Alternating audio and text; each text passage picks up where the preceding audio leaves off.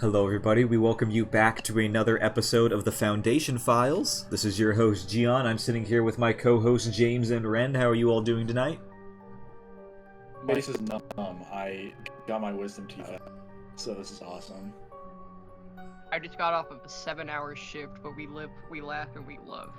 Understood. But here's the most important question. Are you guys ready to read more SCPs? I'd say so. I'm excited. Frick, yes. I wish I had an air horn. I think that would be. I think that would add a lot. Did you say we do have an air horn? Do we? It's one of the soundboard. I have everyone's soundboard muted, so... Oh, no! Okay. People are annoying with it. Anyway, Fair enough. last time on the Foundation Files, we took a gander at the earliest Series 1 SCPs, which you all remember. We went over some of the most, influential, the ones that everyone knows about. We didn't have time to go over all of, the most popular ones, and that's kind of what this episode's gonna be about. Going over the ones we missed, the ones that were too long to fit into one intro pilot episode. So today we're still gonna be looking at Series 1, some very influential, famous SCPs, if you guys are all ready for that. Yeah, I'm ready. Alright, I so am so ready. on our list, first that we're going to begin with SCP-035, the Possessive Mask. Oh wait, I think I know this one. I know nothing about it, but I know it. You feel me? This is indeed a pretty popular one. If you all can join the stream, you all can see what we're dealing with. Specifically, the depiction right here, depiction of 035 without its ever-present secretions. What? Can does I bring that up mean? something? Alright. Can I bring up something irrelevant? How so? So James mentioned Jim Carrey. I was just curious if you all have seen the Jim Carrey conspiracy theories at the one award show. No, Vaguely. what are you talking about?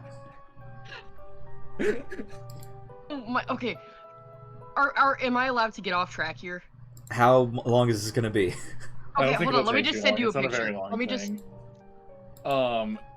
Long story short, Jim Carrey showed up to an awards thing, and he had a really botched Botox surgery, and he looks he doesn't look like the same person. He doesn't look like Jim Carrey, and so people thought that he might have been it might be a botched clone, or a prank. And then a makeup artist posted a picture that was very clearly AI generated, taking credit for it, but a bunch of people thought it was legit and fell for it. So what's all this about then? The reason I just brought up Jim Carrey in the first place is because of the mask, as in the possessive mask. And Oh. how, the mask Okay. starring Jim Carrey is. I'm gonna be honest, when we started recording, I got desktop notification, Nvidia's now updating. I don't know if that's gonna mess with the recording, but we're gonna truck through it. Alright. So, beginning our read, Object Class Keter, remembering from last episode, that is the highest level of, hard to be... Yeah, not danger, and then, it's dangerous, just in, it's hard to be contained. Uh-huh. A bird that is very fast but poses no threat is Keter because you can't really trap it. Even though it poses no threat, it's how hard it is to contain. So, on to special containment procedures. SCP-035 is to be kept within a hermetically sealed... Get out of here, NVIDIA. I want to start over. I'm going to start over, and NVIDIA's deciding to update now. NVIDIA never updates. SCP-035 is to be kept within a hermetically sealed glass case, no fewer than 10 centimeters thick. The case is to be contained within a steel, iron, and lead-shielded room at all times. Doors are to be triple locked at all times, with the exception of allowing personnel in or out. No fewer than 2 armed guards are to be posted at any time.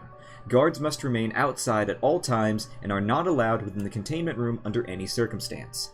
A trained psychologist is to remain on site at all times. Research personnel are not to touch SCP-035 at any time. SCP-035 must be moved to a new sealed case every 2 weeks. The previous case must be disposed of via SCP-101. as it shows no adverse reactions to the SCP-035's corruption. Anyone who comes into contact with 035 when it is in possession of a host is to be given an immediately psychological evaluation. So just on the containment procedures, pretty hefty for just a mask in a glass case. What are you all's thoughts on it right now? I don't... No, hold on. Okay. So it's pretty secure. I can tell that much. How much is a mask about to like do? A lot, as we're about to see. Is it like a? Do you have to like wear it to like get messed up, or is it just like making eye contact with it? Like, does the mask like talk? I'm sure the description's going to go more into it. Here's something I didn't notice. It says previous case, like the casing that it's in, must be disposed of after every 2 weeks by SCP-101. Looking that up, it appears that SCP-101 is named the Hungry Bag. It's a pretty short one if you all would like to take a detour through that at all. Alright. Alright. SCP-101, Hungry Bag. SCP-101 as appeared during initial discovery. Euclid. Currently stored in sub-basement O2 of Site-19 inside a standard fireproof document lockbox, with a reinforced concrete room of standardized facility size. Said room has been fitted externally with a standard double-door airlock and externally fitted with appropriate safety response equipment as well as biological response equipment. Only personnel of Level 3 are permitted to enter SCP-101 holding room.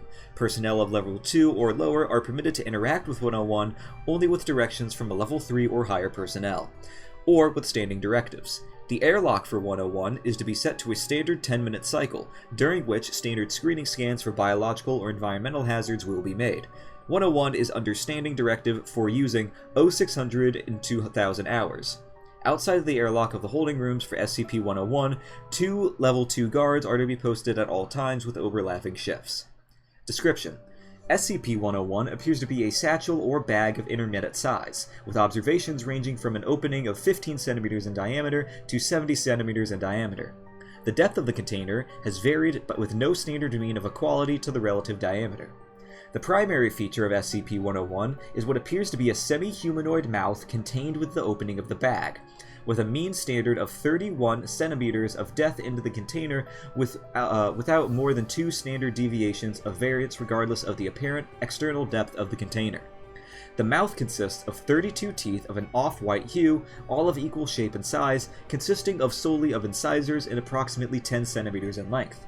It has been observed, albeit not measured with accuracy, that within the mouth there is a tongue of intermittent length, with observations ranging from 50 centimeters to 3.5 meters. The mouth appears wet and spongy. However, all attempts at removal of possible fluids have resulted in failure with damage to the instruments and harm to the personnel. The current decision is that SCP-101 may be part of a larger entity or extra-dimensional origin. SCP-101 is not extremely mobile, however, external movements within the container can affect minor movements of the exterior of the container that consists of 101's covering. It is understood, due to the nature of its size, improbabilities of the container and object within the object is extra-dimensional interaction, if not origin. SCP-101 has exhibited polymorphic abilities as well as low level of sentience. The photo on file depicts the item when it was discovered in 1979 in a remote coast of Cascade Mountains in the Pacific Northwest of the United States. Found alongside with 101 was the decaying remains of a human clad in a weathered black suit, seated upon an also weathered parachute, missing the right arm up to the joint of the shoulder, which appeared to have bite marks through the remaining holes, assumed to have been inflicted by SCP-101. Speculation as to the identity of the deceased individual had led researchers to the conclusion that this was one D.B. Cooper. Remains removed for the purposes of concealing the existence of SCP-101. Do you guys know who D.B. Cooper is? I actually did a full, like 5-page essay on D.B. Cooper in, 8th grade.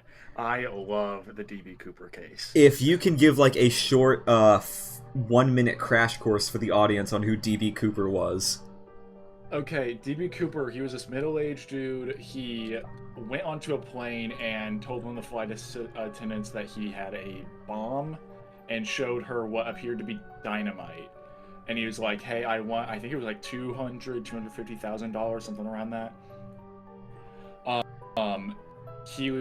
They basically, they landed He requested the $250,000 and then like 4 parachutes. Long story short, he got the money and then jumped out of the plane at some point with the parachutes, except one of them was a dummy fake like training parachute that wouldn't actually work. One was a legitimate parachute, and then the other 2 were also legitimate parachutes. Most people think he died. I like to have a little more fun with it because like 10-ish years, I think, later, they found some of the money and it had been buried. Like, not like a... there wasn't like any erosion that like messed with it. It was like... It looked like it had been like purposefully buried. But yeah, it's like this unsolved case of this dude who hijacked a plane, stole $250,000, and then disappeared. Yeah. It appears that SCP-101 is claiming that D.B. Cooper stole SCP-101 and that's how he died. That'd be really funny, actually. It is understood that due to the nature of the size and probabilities of the container and object within, the object is extra-dimensional origin and interaction. Okay, sorry, I read that part. SCP-101 has changed appearance and shape with the apparent end of enticing a subject into reaching within the container. These appearances have ranged from a money satchel to deli boxes to Krispy Kreme containers to candy bags, all of which have an external appearance that is indistinguishable from that of real containers. It is proposed by Dr. Redacted that SCP-101 is semi-sentient in its attempts to lure in subjects. At the recommendation of Data Expunged, SCP-101 is currently in use as a means of refuse disposal for Site-19. And that's where all we're going to read of the article. There's not much more to it, but that explains why they get rid of the old 035 cases within the bag of eating. I won't lie, maybe it's just because I finished reading it last night, but when you started describing like the mouth features of, what was it, 101? Mm-hmm. It got me thinking of Sukuna from Jujutsu Kaisen. when his mouth pops up on Yuji's face. That's what it reminded me of. I have a question. Uh-huh. Yeah, go ahead. What would SCP-101 have to turn into to get you guys, to lure you guys? That's a good question. A large bag with a money sign on it.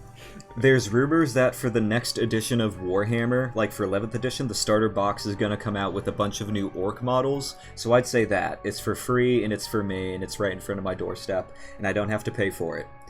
And then I reach in and I grab it, and it eats me. I was about to say that's kind of what mine would be, is what, like, aside from the large money bag, it would probably just be like the Black Pearl Lego set, like the new one that's like $350. Like, I ain't spending that money, but like, man, I really want that set. For any viewers listening at home, I'm a total loser. Gian, you might want to pop up some of the pictures if you feel like editing that in of your Lego sets, of the Lego Zelda sets I own. Don't worry, I throw out my Warhammer paints too. Okay. Ren, what would it have to turn in for you? I don't. Silent Hill copy he doesn't own. That was the first thought. Like, genuinely, I was like, if it's like a really, really good copy of Silent Hill 3, and it just like appeared, it would work on me. What's the one you own in German? Silent Hill 3.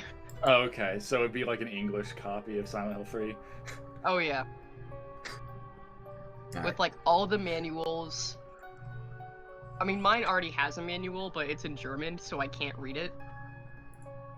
German's like basically English. Shut up, you have a castle there. Yeah, I do have a castle there. Well, without further ado, we're going to keep on reading SCP-035 and see what's wrong with this mask, if you feel me. Yeah. SCP-035 appears to be a white porcelain comedy mask, although at times it will change to tragedy.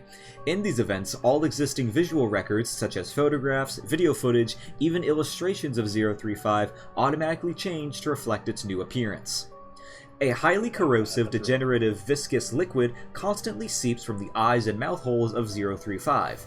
Anything coming into contact with the substance slowly decays over a period of time, depending on the material, until it has decayed completely into a pool of the original containment.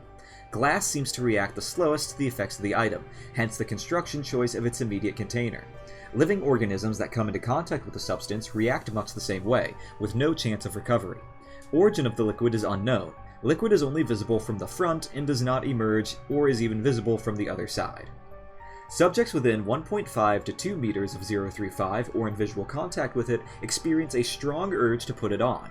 When 035 is placed on the face of an individual or an alternate brainwave pattern from 035 overlaps that of the original host, effectively snuffing out and causing brain death to the subject. Subjects then claim to be the consciousness contained within 035. The bodies of possessed subjects decay at a highly accelerated rate, eventually becoming little more than mummified corpses. Nevertheless, 035 has demonstrated the ability to remain in cognitive control of a body experiencing severe structural damage, even if the body literally decays to the point where motion is not mechanically possible. No effect is found to be had when placed on the face of an animal.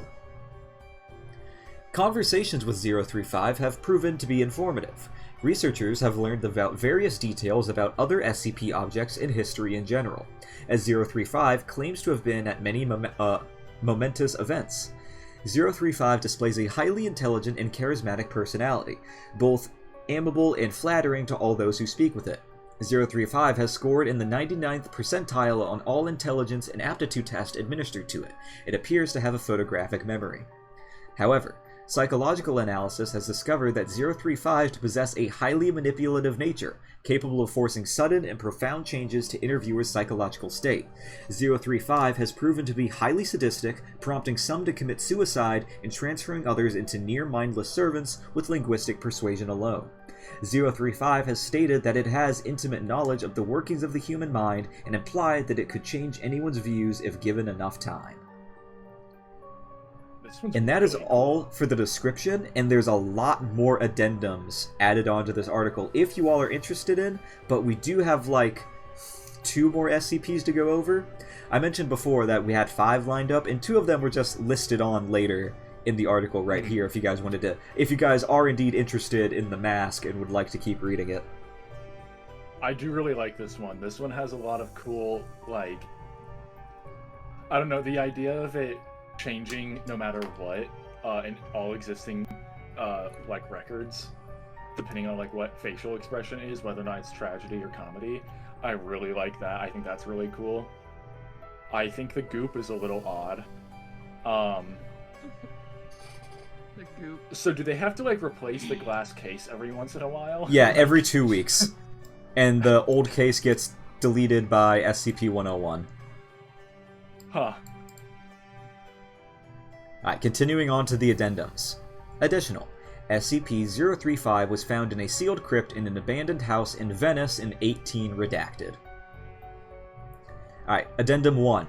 SCP-035 has been found to be able to possess anything that has a humanoid shape, including mannequins, corpses, and statues. 035 has been able to motivate all into movement, removing the need to expose live subjects to 035. Still, anything it possesses inevitably decays into motionlessness. Addendum 2.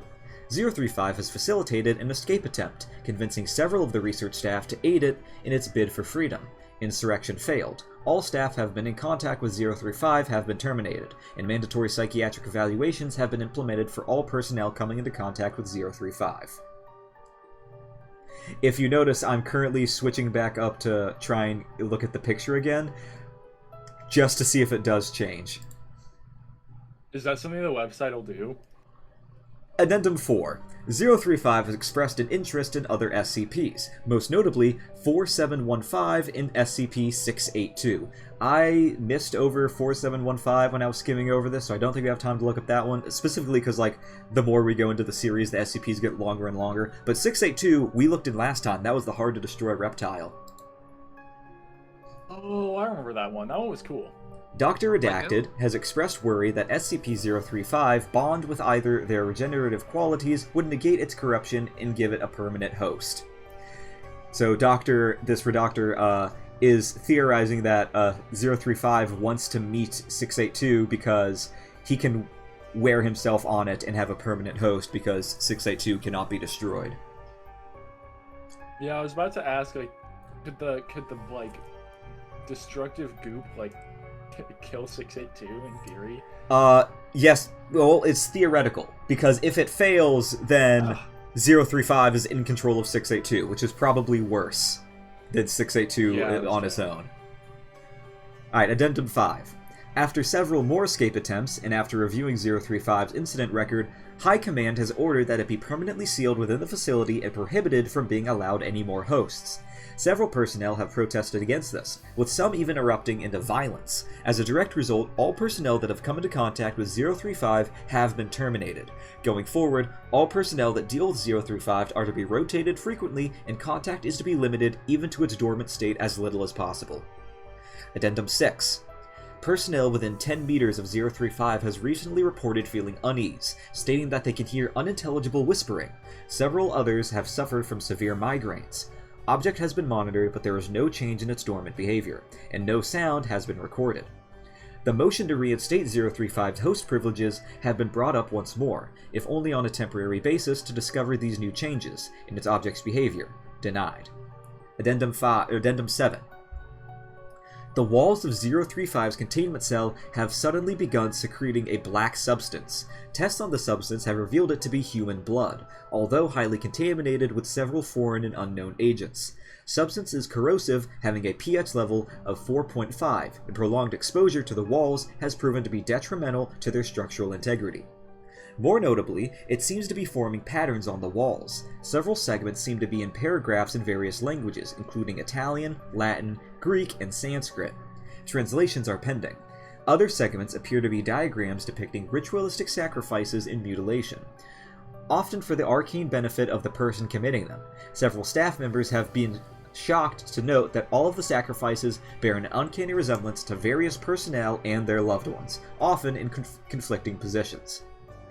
Researchers, while in the room examining these newly formed patterns, have complained of hearing loud whispering and high-pitched, unnerving laughter at irregular intervals. Personnel in the section working daily near and around 035's containment unit have suffered catastrophic mortal damage, with an all-time high in suicide rates in staff in that area, whether or not they have ever contact with SCP-035. The only change in 035's dormant behavior is regarding its contained glass case. Degradation of the case has increased to a high degree, enough so that the glass will occasionally shatter, causing a wide dispersal of 035's containment. This occurs quite often at the most inopportune times, so far resulting in 6 casualties and 3 fatalities on both research and cleanup staff. Still comedy. It's trolling me, that's why it's still comedy. Alright. I was muted, but I laughed. That was funny. Thank you, Ren. Alright, Addendum 8. In light of the mass suicide homicide of the members of the research team tasked with translating the passages garnered from 035's cell, the moral damage in the area and general loss of staff dealing with 035 to either death or insanity has been decided to coat the inner and outer walls of the containment cell with SCP-148, which has proved well in the containment of SCP-132, in order to hopefully block out high levels of negativity being emitted by 035. Now, we have been recording for around 30 minutes now, and we're still on 035. There's not much left in the article. Would you guys like to round this one out, or say, close it, we get it, it's a scary mass that possesses people, and move on to our other SCPs? It's your all's call. Hold on. So, the whole thing about, it being able to, stick on a person's face, that made me think of the Halloween franchise, which was originally supposed to be a, horror and what is it called? Anthology? Anthology, yeah. Anthology. A horror anthology. And the plot of Halloween 3 was these Halloween masks that were sold to be stuck to your face and explode at the end of the night. It just made me think of that. And I thought that was cool. Yeah, I get it. I do think about that a lot. Just what Halloween could have been. Yeah, wasn't it literally? It was literally just that it was a really good movie, and then it did really well in theaters, and so they were just oh, just stick with Michael Myers. It was meant to be its own anthology series, like Ren said, where the first movie was about the serial killer Michael Myers, but it was supposed to be movies would keep coming out every year on Halloween, and it would be a different horror movie, but centered around Halloween. So, like, that's where they had the idea of, like, the scary Halloween masks, because, like, every new movie every year would have been about something different.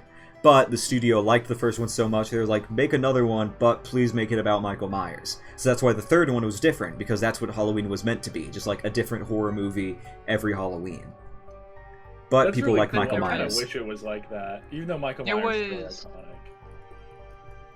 Because after Halloween 1, there was Halloween 2, Duh, which was just a continuation of the events of Halloween 1. Let me see.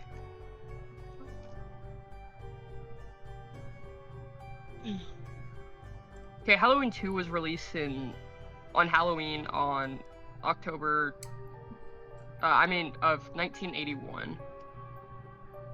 Let me see. Yeah, and then Halloween 3 was 1982. So that makes me a little bit confused, because, like, if they wanted to do their own separate thing, I guess they just figured the conclusion to Halloween 1 wasn't, like, satisfying, I guess, but, like... I think it probably just did so well money-wise that they're, we need more Michael Myers. That's fair, and they probably were like, okay, 2 movies about Michael Myers is enough. Let's go to our original plan, and then that one flopped. So they had to sadly go back to Michael Myers. Because it gets to a point. Like, I know it's a whole side tangent, and I'm sorry, but oh my god, I hated Halloween Kills, and Halloween Ends was alright, but... I liked Halloween Kills. I have my opinions. Okay. Let's get back to SCPs. You guys want to finish 035, or we get the gist of it, we want to move on? I'd say we should just move on. How many more do we have? 2 more. But They're very lengthy. Oh my god, it was right before our eyes. Again. I think we get the idea. I think we can move Alright. on. Now, the next 2 are very... Okay, I'm going to give you all a choice in what we all read next. Do you want to read the famous one, or the scary one? Let's go scary. That's my vote. Yeah. Alright. The next SCP we're going to be looking at is SCP-106, The Old Man. Oh, that's unsettling. Mm-hmm. It looks like an Outlast. Like, I thought that was from Outlast at first. Ren, do you know anything about this one? I don't. This one is a really popular one, just because of, like... What was your all's, like, last episode? In your opinion, what was the scariest SCP? Because, like, 682, like, that's the strongest, everyone, like, power skills and stuff. But 106, people remember it because of just how horrifying to think about it is.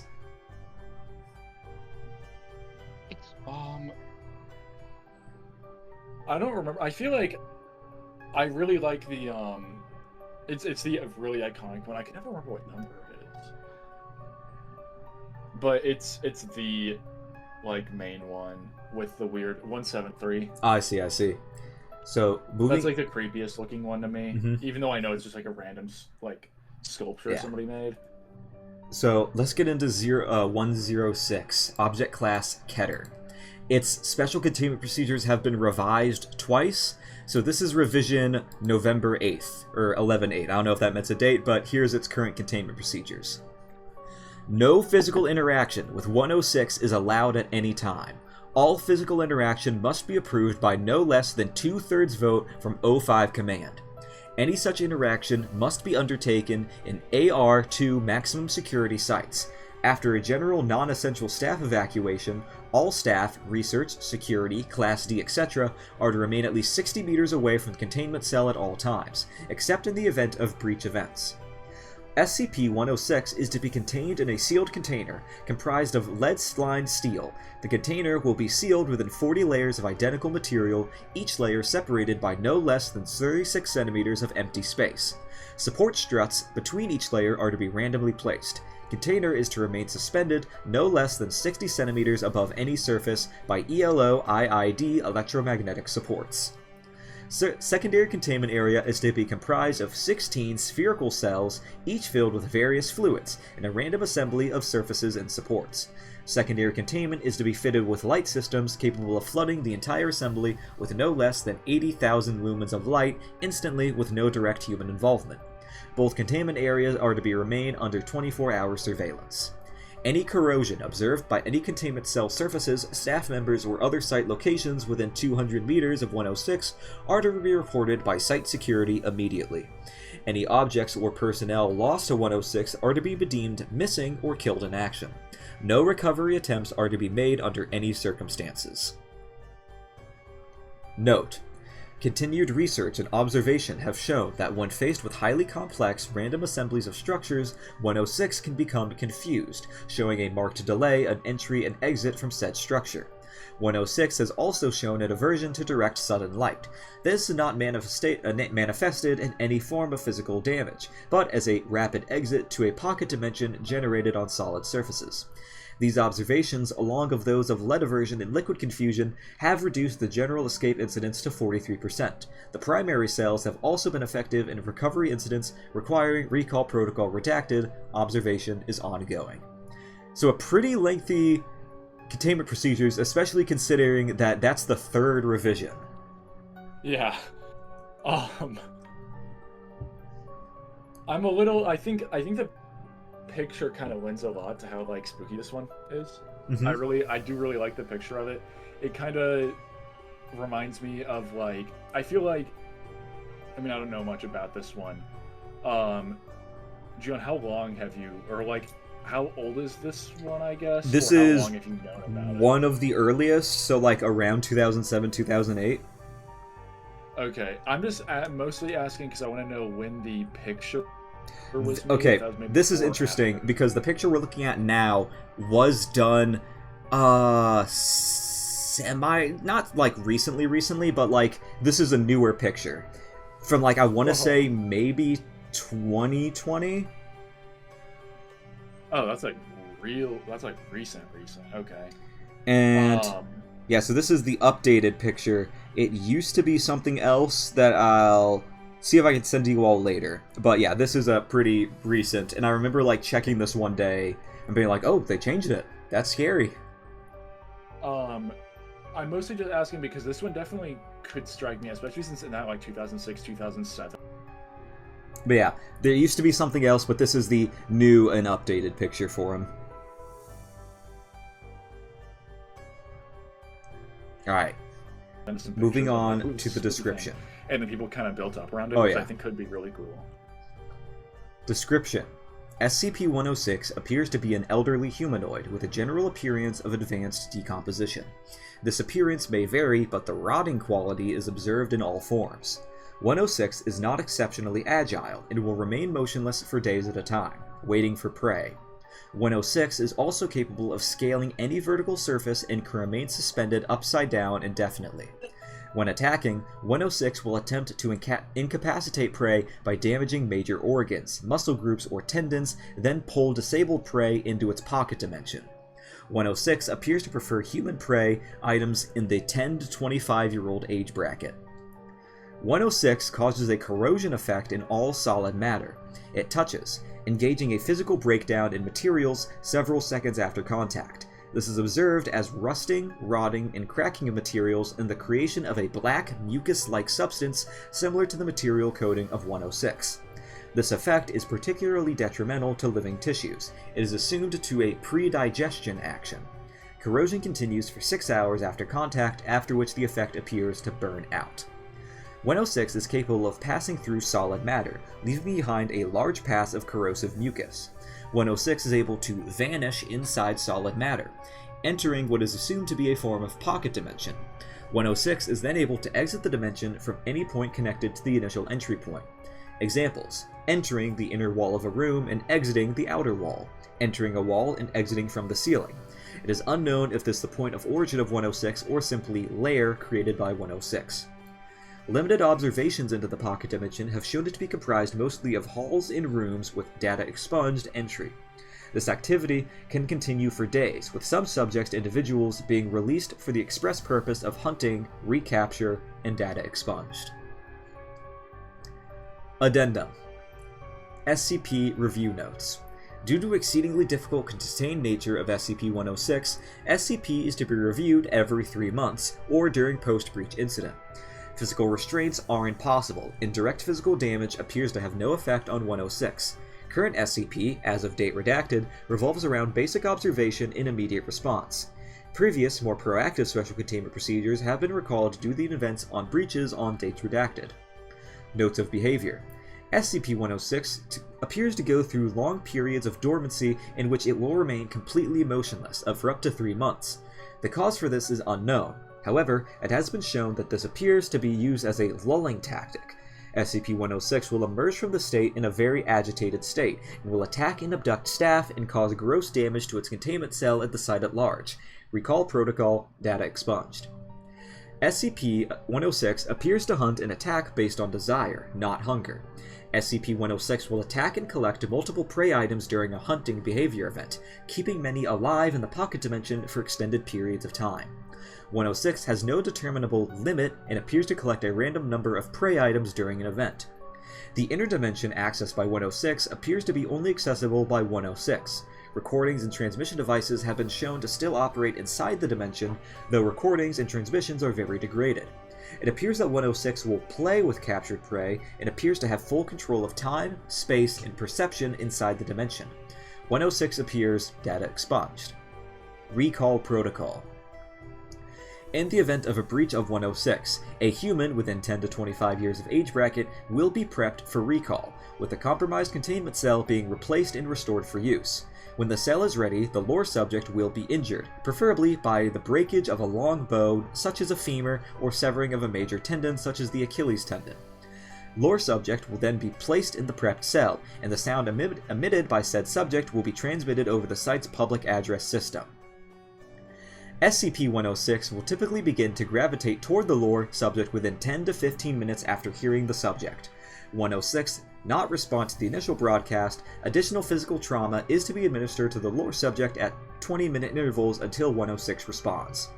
Multiple lore subjects may be used in case of major breach events. 106 will typically enter a dormant state after finishing with a lore subject. In addition, subjects may data expunge. And here is Agent Redacted after release by SCP-106. Subject has been missing for 2 hours. Subject remained alive for 1 hour after release. And that's the article. So do they just sacrifice people to, like, get it back in? Yes. Oh. So a little fun fact about 106 is that he is very popular in the SCP video games.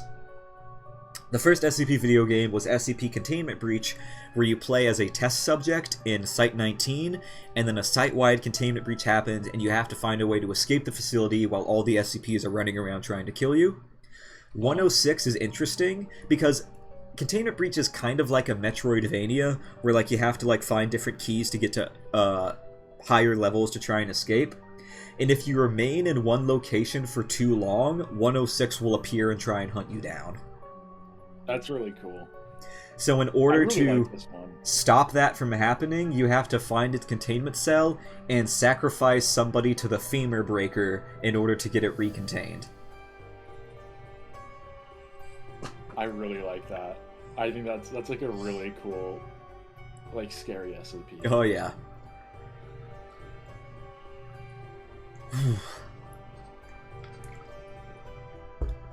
So, we've taken a gander at 035-106. Are you guys ready for our last SCP of the night? I'm ready. Oh, yes, sure. Alright. Now this one's the longest one we're going to read tonight, and it does involve some interviews with the SCP, so is it okay if I ask you all to read those interviews? Yeah, I got you. Alright. So this SCP...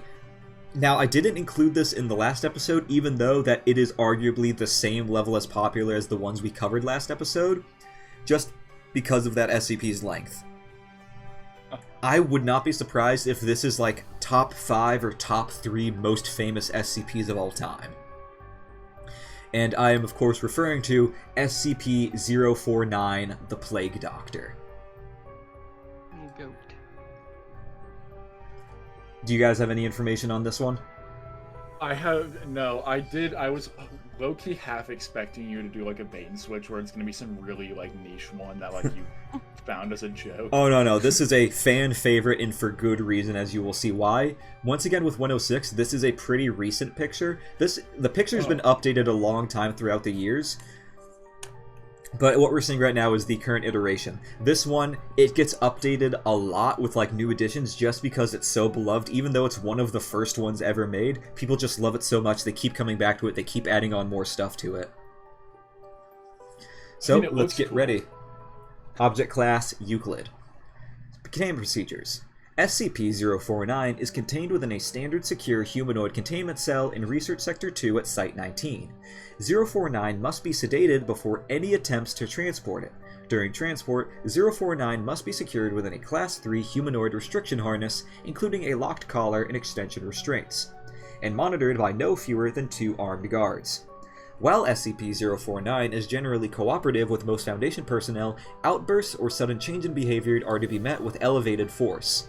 Under no circumstances should any personnel come in direct contact with 049 during these outbursts. In the event 049 becomes aggressive, the application of lavender has been shown to produce a calming effect to the entity. Once calmed, 049 generally becomes compliant and will return to containment with little resistance. In order to facilitate the ongoing containment of 049, the entity must be provided with a corpse of a recently deceased animal, typically a bovine or large mammal, once every 2 weeks for study. Corpses that become instances of -2 are to be removed from 049's containment cell and incinerated. 049 is no longer permitted to interact with human subjects, and requests for human subjects are to be denied. One quick little thing. What I do like is the little detail about lavender. Mm-hmm. I like that, considering isn't it like a major thing with when plague doctors, like, historically, wouldn't they like put a bunch of like pleasant smelling like flowers and spices and stuff in their masks? So I like that a lot. Little fact for people unaware with history: during the Black Bubonic Plague in the Middle Ages in Europe, there were these people called plague doctors that would go around the countryside attempting to cure people of the plague, and they were known for wearing large bird-beaked masks in order to stop them from catching the plague, and in the beaks of their masks they would stuff good-smelling herbs and flowers, most commonly lavender. So this SCP is highly based on a plague doctor, and as we're going to see in a minute, is not quite a real plague doctor. Wasn't it also because they believed that like good smells would like stave it off, because usually the bubonic plague was related to like rats and like pestilence and stuff? Yes. Okay. Alright. Temporary Containment Procedure Update. Per Containment Committee Order 049-S19 1.71, SCP-049 is no longer permitted to interact directly with any members of Foundation staff, nor is it to be provided with any additional corpses to be used in its surgeries. This order shall persist indefinitely until such time a consensus regarding the ongoing containment of 049 can be reached. Description: SCP-049 is a humanoid entity roughly 1.9 meters in height, which bears an appearance of a medieval plague doctor. While SCP-049 appears to be wearing thick robes and a ceramic mask, indicative of that profession, the garments instead seem to have grown out of 049's body over time. With a footnote here, the robes and gloves are identical to the thick hide built on the skin, while the mask composed of a kind of chitin growing out of the bones of the face, and are now nearly indistinguishable from whatever form is beneath them. X-rays indicate that despite this, 049 does have humanoid skeletal structure beneath its outer layer. This other picture is also a recent and very cool addition, showing an X-ray of 049. Aw. That's really cool, actually. So not only is the bird mask just a bone protrusion, but its robes are also an extension of its skin. SCP-049 is capable of speech in a variety of languages, though tends to prefer English or medieval French. Footnote here: the entity claims to have originated from 15th century France, though it admits that it is particularly well traveled. While 049 is generally cordial and cooperative with Foundation staff, it can sometimes become irritated or at times outright aggressive if it feels that it is in the presence of what it calls the pestilence. Although the exact nature of the pestilence is currently unknown to Foundation researchers, it does seem to be an issue of immense concern to 049. 049 will become hostile with individuals if it sees it being affected by the pestilence, often having to be restrained should it encounter such. If left unchecked, 049 will attempt to kill any such individual. 049 is capable of causing all biological functions of an organism to cease through direct skin contact. How this occurs is currently unknown. Autopsies of 049's victims have invariably been inconclusive. 049 has expressed frustration or remorse after these killings, indicating that they have done little to kill the pestilence, though they usually seek to then perform a crude surgery on the corpse using the implements contained within the Black Doctor's bag, on his person at all times. Third footnote: the space within the bag is seemingly anonymously large, as 049 has been observed pulling objects larger than the bag itself from within it in order to operate on deceased subjects. While these surgeries are not always successful, they often result in the creation of instances of -2. -2 instances are reanimated corpses that have been operated on by 049. These instances do not seem to retain any of their prior memories or mental functions, having only basic motor skills and response mechanisms. While these instances are generally inactive, moving very little in a generally ambulatory fashion, they can become extremely aggressive if provoked, or if directed by 049. -2 instances express active biological functions, though these are vastly different from currently understood human physiology. Despite these alterations, 049 often remarks that the subjects have been cured. So, it is a biological plague doctor with skin robes and a bird bone beak mask, and also it performs surgeries on infected people that it claims are infected and turns them into zombies. I really like this one so far. Whew. Moving on to the addendum. Discovery. 049 was discovered during the investigation of a series of unknown disappearances in the town of Montauban in southern France. During a raid on a local home, investigators found several instances of -2 as well as 049. While law enforcement personnel engaged the hostile O2 instances, 049 was noted as watching the engagement and taking notes in its journal. After all of the O2 or -2 instances were dispatched, 049 willingly entered Foundation custody. The following interview was conducted by Dr. Raymond Ham upon the initial investigation. Who would like to be 049 and who would like to be Dr. Ham? I'll be 049. Yeah, you would. Alright. Begin log. So then, how should we begin? An introduction? Is that French? Can we get a translator? The King's English. No need for translation, sir. I can speak it well enough. Good. My name is Dr. Raymond Ham, and I... Ah, a doctor. A like-minded individual. No doubt. Wherein is your specialty, sir? Cryptobiology. Why? A medical man, such as myself. Wonders abound. And here I worried I had been abducted by common street thugs. This place, then. This is your laboratory? I'd wondered, as clean as it is, and with such little trace of the pestilence here. The pestilence? What do you mean? The scourge, the great dying. Come now, you know, what do they call it? No matter. The pestilence, yes. It abounds outside these walls, you know.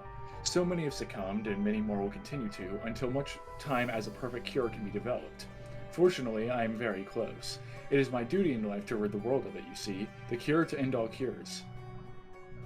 When you say the Great Dying, are you talking about the bubonic plague? I don't know what that is.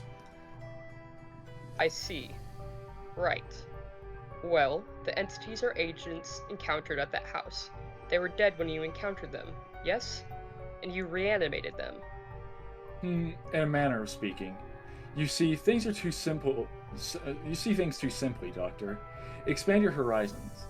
Life and death, sickness and health. These are amateur terms for amateur physicians. There's only one ailment that exists in the world of men, and that is the pestilence, and nothing else. Make no mistake, they were very ill, all of them. You think you cured those people? Indeed. My cure is most effective. The things we recovered were not human. Yes, well, it's not a perfect cure, but that will come with time, and further experimentation. I have spent a lifetime developing my methods, Dr. Ham, and will spend a lifetime more if necessary.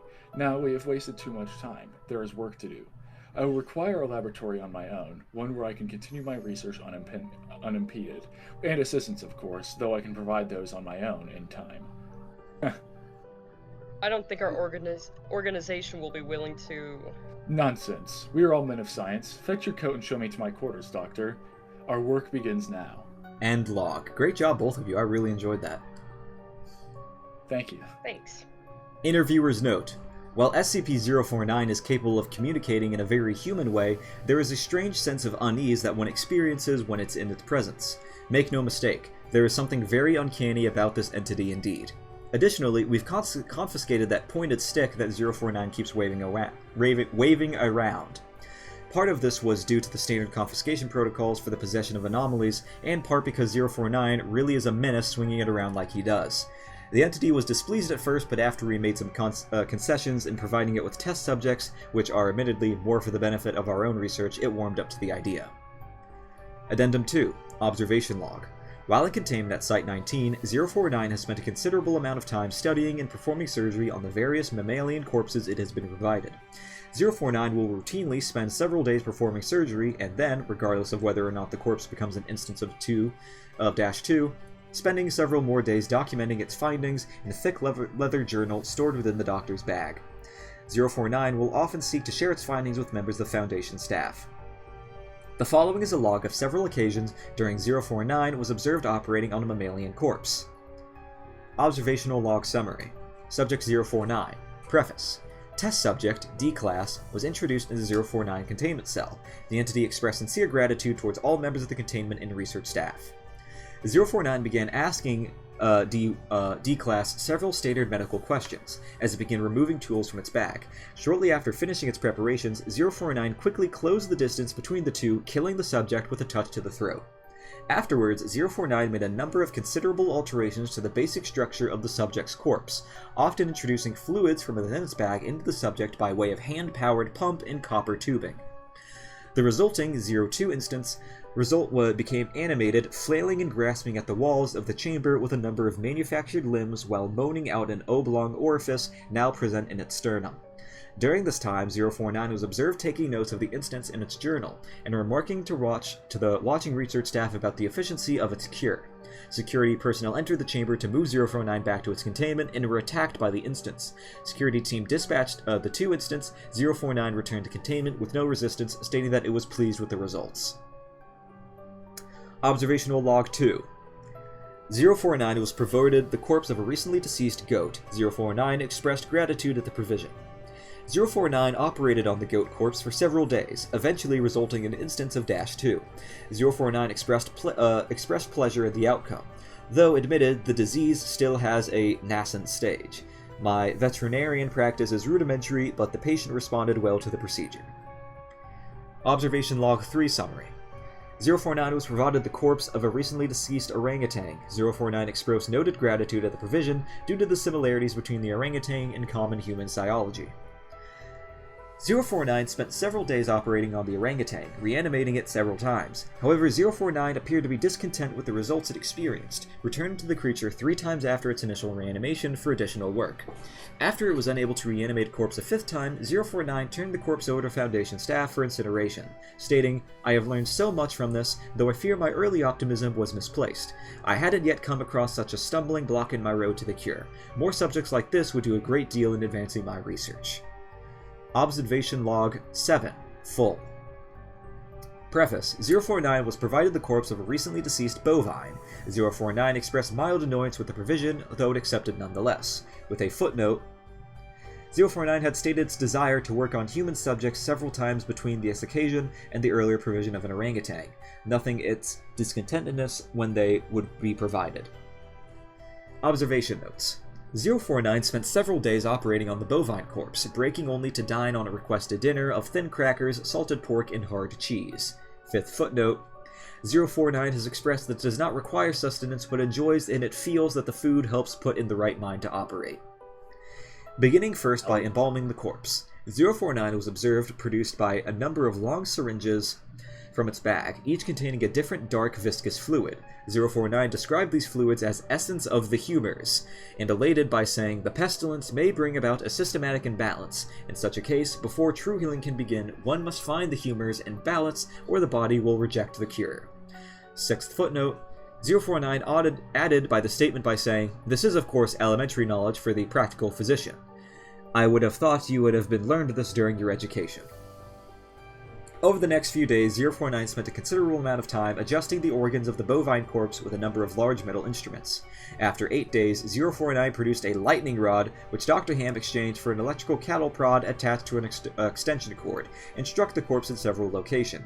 This action seemingly had the effect of reanimating the bovine, which once again became ambulatory, despite the inversion of the head and reorientation of the limbs.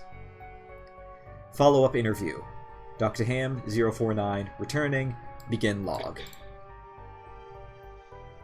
We've watched you work for several weeks now, and honestly, I'm not sure I can understand what you're doing. Can you describe your process in detail? Oh goodness no, the process is most intensive.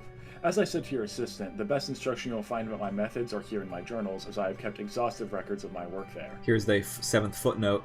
Notably, SCP-049's journals are not written in any known language. Any attempts by linguists and code breakers to decipher them have been unsuccessful. Thanks, 049. I see. My concern, Doctor, is that we still don't understand what you're seeking to cure, how it manifests, or how turning these creatures into quasi-living, mindless drones helps in that effort. You do not understand the pestilence, even after all this time? Doctor, it is an unspeakable horror, one that has shown its true face many times before and will again. I find myself blessed with the wisdom and good senses needed to root it out and destroy it, but many like yourself cannot. It is a cruel judgment, I fear, to be at the mercy of a disease you cannot fully comprehend. That still doesn't answer my question. How is your cure any kind of cure at all? It is a cure. You may laugh at my efforts if you please, but do not besmirch the good name of scientific process that has developed this great mercy. What you so short-sightedly see here is a life better than any this creature could have hoped for, stricken as it was with pestilence. This creature is now clean, unable to spread the pestilence, and free from the terror it would have experienced otherwise. This is hardly a creature at all, Doctor. It's not even... Do not jape with me, sir. You and your colleagues are like so many others, unable to look past minor setbacks to see the salvation taking place before your very eyes. Do you wait to remove rotten timbers until the hull collapses on top of you? No. You find them and you pull them out and replace them with those untouched by rot. And most of all, you do not simply mock the structure because how it looks different to you. It is strong. It is free of disease. I'm sorry. I didn't mean to agitate you. I'm just trying to understand. Yes, well, do mind your words in the future, Doctor. I'm a professional, but even professionals may feel the bite of pride in dealing with criticism of their masterpiece. I will forgive this as an act of good faith between colleagues. Is there anything else I can help you with? No, that will be all. Another test subject on the usual schedule. You know my preference of subjects with more human anatomies. End log. Attending researcher's notes. SCP-049 does seem to genuinely want to help other humans, though it has not been able to provide a concrete example of what it exactly is trying to save us all from. I have watched it now for several weeks, and while the outcomes do not seem to ever change, SCP-049 continues to claim that it is growing closer to the perfect cure. I think the entity may be more aware of the reality of these outcomes than it would like us to think. April 16th, 2017 incident. Starting shortly after 049's initial containment, Dr. Ham conducted a number of interviews with the subject regarding its anomalous properties, and over time began to note its displeasure with its subjects after the -2 instances. This continued for a period of several months, during the 049 never exhibited any aggressive behaviors. On April 16, 2017, as Dr. Ham was entering 049's test chamber to conduct another routine interview, the entity began to grow anxious and asked Dr. Ham if he was feeling well. Following protocol, Dr. Ham reminded 049 that the interview was required, after which the entity became hostile and attacked Dr. Ham, killing him. Due to a lapse in security protocol, and because Dr. Ham did not activate the in-chamber emergency system, Dr. Ham's corpse was not discovered until 3 hours later, by which point 049 had converted him into an instance of -2. In the aftermath of the incident, 049 was interviewed by Dr. Theron Sherman. Interview with Dr. Sherman. Begin log. I need you to explain yourself. No response. 049, you are being directed to explain your actions. I will remind you that failure to cooperate with will result in further restrictions during your containment. My actions do not need to be explained. You killed Raymond Hammond, then butchered him until he... Not dead, no, not dead. He is cured. Cured? Cured of what? The pestilence, sir. I had thought you, at least, would realize what luck it is I detected it before. What pestilence? You keep going on and on about this pestilence, but you have not once been able to properly identify this disease. What could you have possibly seen in him today that you had not seen so many times before? That it would be worth his life? The pestilence presents and progresses in unforeseeable fashions, and has a queer way of creeping into the unprepared, and call it what you want, Doctor. It was a mercy I did to him. He is cured. He is a vegetable. I would not expect you to understand. You and your ilk have proven time and time again to be not men of science, but men of emotion. You cannot appreciate the horrors I have seen, those many millions who have succumbed to the pestilence and been changed to... Your cure cost Ray his life. No, good sir, I have saved it. You would allow this world to slip back into the despair of disease and death, ignoring that I have created a miracle, and... What disease? What pestilence? He was a healthy man. He was a good doctor. Am offering it freely to the afflicted. You are not worth this argument, sir. You are short-sighted and foolish.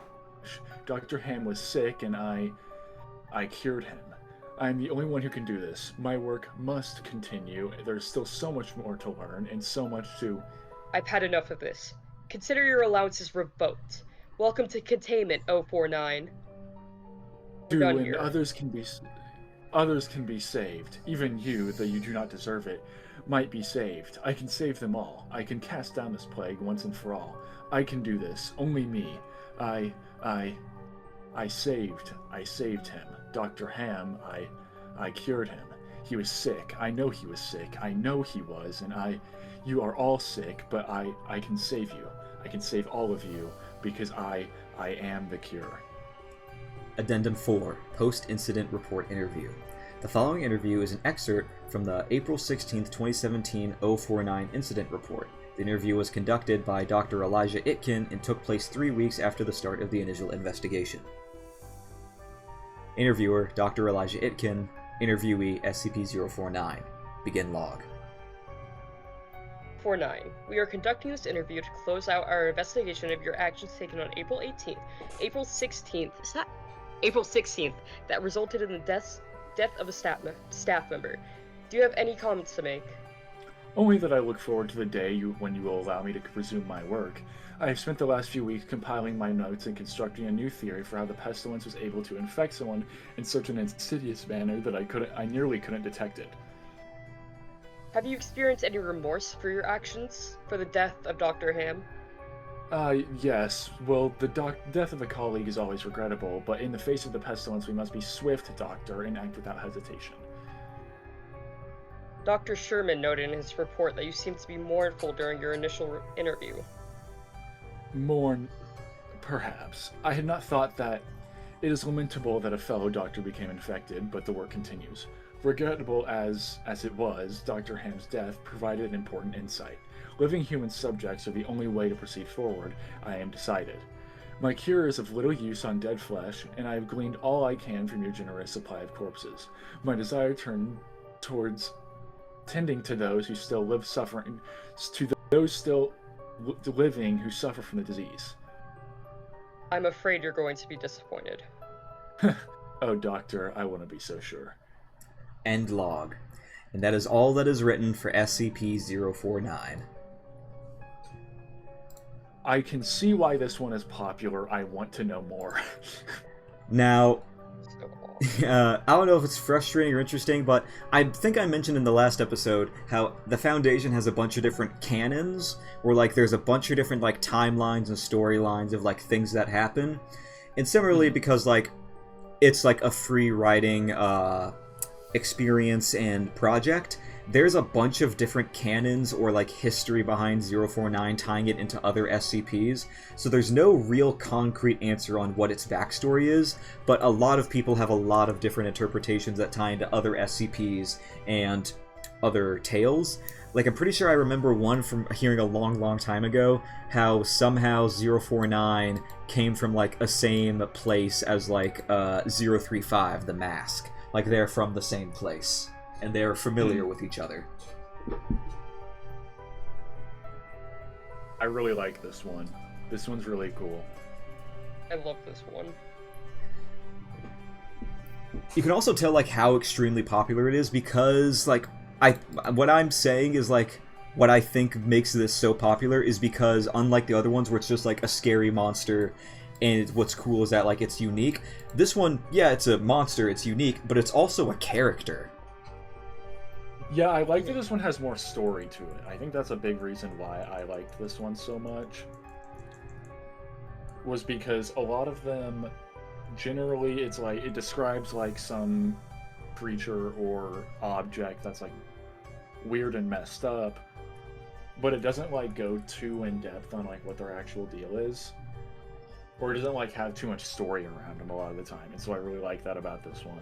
Mm-hmm. I agree. Well, I'm afraid that's all the time we have for today. We've been recording for an hour and 15 minutes. I think you all did a great job. I think we had a great recording session, a great reading time with these SCPs, and we hope that you all listening had a great time reading these SCPs with us. Next time, gonna see if we can round out any more just fun ones that we may have missed in the first series, maybe hop into the second series, see if we can find any cool SCPs there. But I think we've had a great introduction to the world of the SCP Foundation and all of the weird and scary monsters that are within it. Yeah, I'm really enjoying these. These are cool. Me as well. And I would like to thank you all for listening. I'd like to thank my two hosts for joining me. You all have been great. You all have been great reading. You all have been great listening to this. And we hope to see you all with us next time. Goodbye, everybody. Bye. Goodbye.